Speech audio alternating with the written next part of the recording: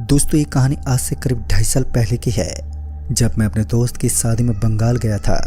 उस शहर का नाम सौंधिया था, जो कि मेरे घर से करीब 150 किलोमीटर की दूरी पर था। उस दिन मैं सुबह करीब 5:30 बजे अपने शहर से ट्रेन में बैठ गया और सौंधिया की तरफ निकल पड़ा। उस वक्त ट्रेन पूरी तरह से खाली थी।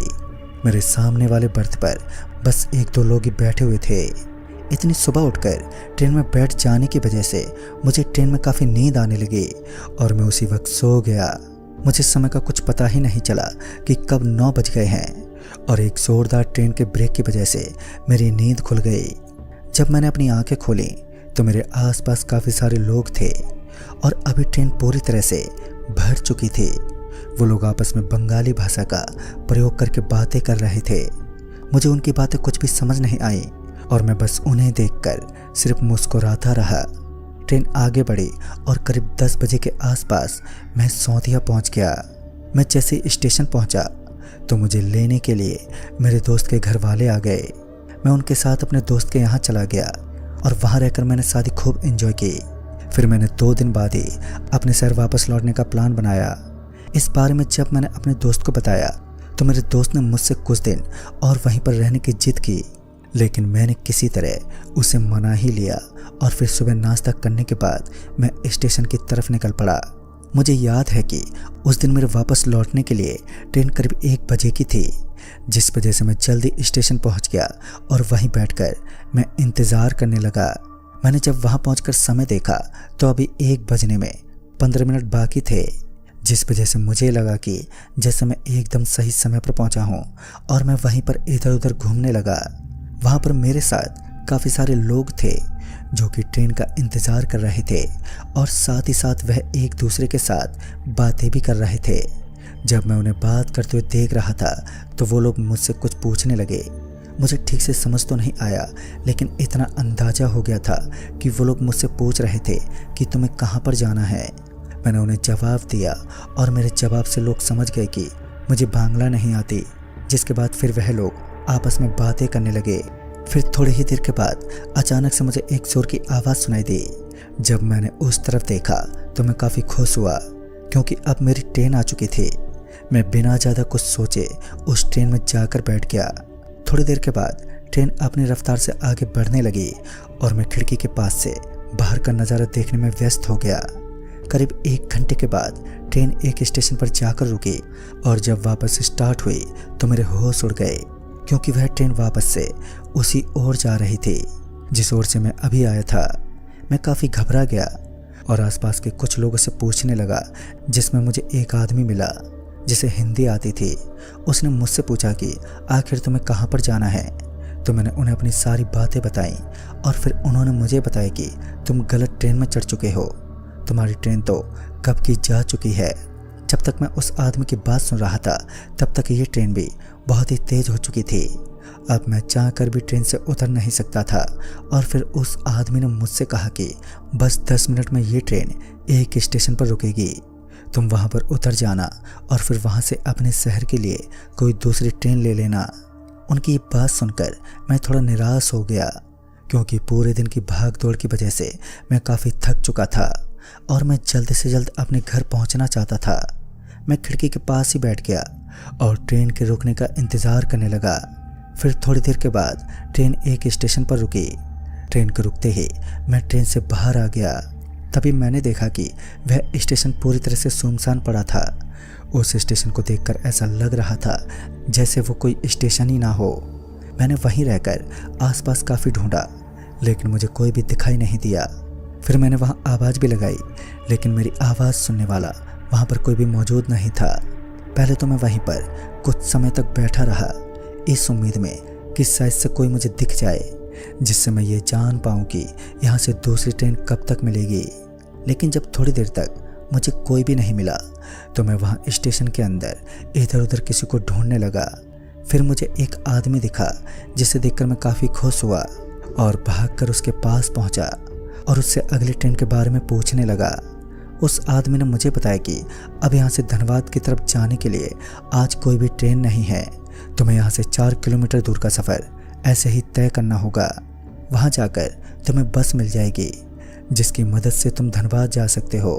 लेकिन हाँ, याद रखना कि उस रास्ते की ओर जाने से पहले मन में ठान लेना कि तुम्हें किसी भी हालत में उस रास्ते को अंधेरे होने से पहले ख़त्म करना है, वरना वो रास्ता तुम्हें ख़त्म कर देगा।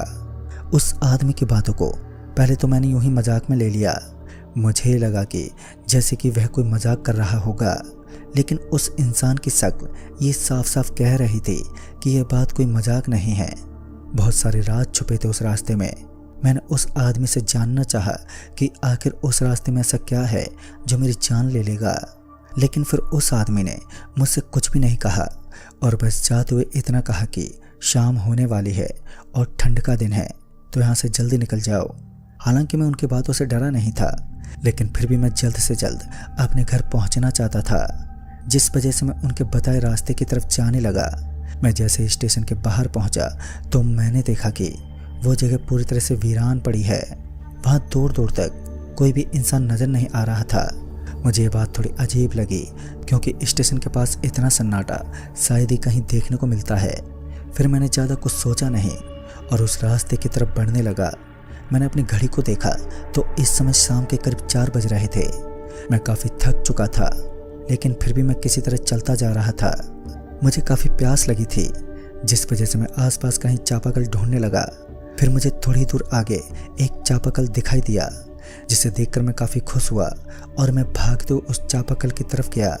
लेकिन उस चापाकल को शायद से किसी ने बहुत ही दिनों से छुआ तक नहीं था, जिस वजह से मेरी कोशिश करने के बाद में उसमें से पानी नहीं आ रहा था। मैंने पानी निकालने की कोशिश की और उसमें से पानी आने लगा। मैं खुशी से उस पानी से अपने चेहरे को धोने लगा।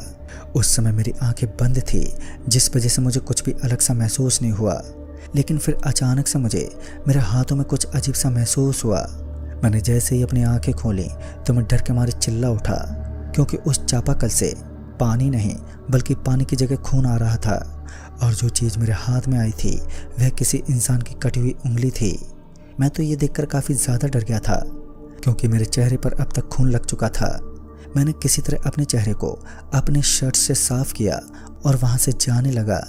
अब मैं जल्द से जल्द इस जगह से निकलना चाहता था, जिस वजह से मैं काफ़ी तेज़ी से आगे बढ़े जा रहा था।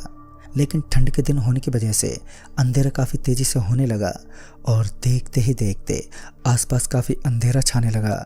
मैं काफ़ी थक गया था, जिस वजह से मैं भाग नहीं पा रहा था। फिर मैंने मुश्किल से करीब 3 किलोमीटर का फासला तय किया था और तब तक मेरे चारों ओर पूरी तरह अंधेरा छा चुका था। मेरे आसपास रोशनी का एक कतरा भी दिखाई नहीं दे रहा था। मैंने अपने पॉकेट से फ़ोन निकाला, लेकिन मेरे फ़ोन की बैटरी ख़त्म हो जाने की वजह से वो बंद पड़ गया, जिस वजह से अब मेरे पास कोई भी रास्ता नहीं था। मैं किसी तरह आगे बढ़ ही रहा था कि तभी मुझे किसी चीज़ की आवाज़ सुनाई दी। वो आवाज़ ऐसी लग रही थी जैसे किसी चीज़ के टूटने की हो। मैंने अपने आसपास देखा और उस आवाज़ के पीछे गया। फिर थोड़ी ही दूर में मुझे एक इंसान दिखा जो कि ज़मीन में लेटा हुआ था, और देखते ही देखते उस इंसान का शरीर आपस में ही मुड़ने लगा, जैसे कि वह इंसान नहीं बल्कि कोई रबड़ हो। ये आवाज़ और कुछ नहीं बल्कि उसी इंसान की हड्डियों के टूटने की थी। मैं उसे देख रहा था कि तभी उस इंसान का शरीर जगह जगह से फटने लगा और उसके शरीर से उसकी अंतड़ियां बाहर आने लगी। ये सब देखकर मैं बुरी तरह से घबरा गया और तभी उसकी आंखें उसके शरीर से अलग होकर ज़मीन पर आ गिरी, जिसे देखकर मैं चिल्लाने लगा और किसी तरह वहाँ से भागने लगा। और फिर थोड़ी देर तक भागने के बाद मैं थक कर हाँफने लगा। मेरी सांसें पूरी तरह से तेज़ हो चुकी थी। मैंने जो कुछ भी अभी देखा था उसे देखकर मेरे दिल की धड़कनें बहुत ही ज़ोर ज़ोर से धड़क रही थी। मैं अपने सिर को नीचे करके अपने आप को शांत करने की कोशिश करने लगा, और फिर मैंने जैसे ही खुद को शांत किया तो मुझे वापस से एक आवाज़ सुनाई दी। मैंने डरते हुए जैसे अपने सिर को ऊपर उठाया तो मैंने देखा कि मेरे सामने उस इंसान का फटा हुआ शरीर है, जिसे मैंने अपनी आंखों से टुकड़े टुकड़े होते हुए देखा था। वो इंसान इस बार किसी तरह रेंगते हुए मेरे पास आ रहा था। इससे पहले कि मैं कुछ समझ पाता, उस इंसान ने अपने चेहरे को मेरी तरफ किया और उसके चेहरे पर अभी भी एक दर्दनाक हंसी थी, जिसे देखकर मैं बुरी तरह घबरा गया। और मैंने जैसे ही आगे बढ़ने के लिए अपने कदम उठाए तो मुझे ऐसा लगा जैसे कि मेरे पैरों को किसी ने पकड़ लिया हो। जब मैंने अपने पैरों को देखा तो मेरे होश से उड़ गए।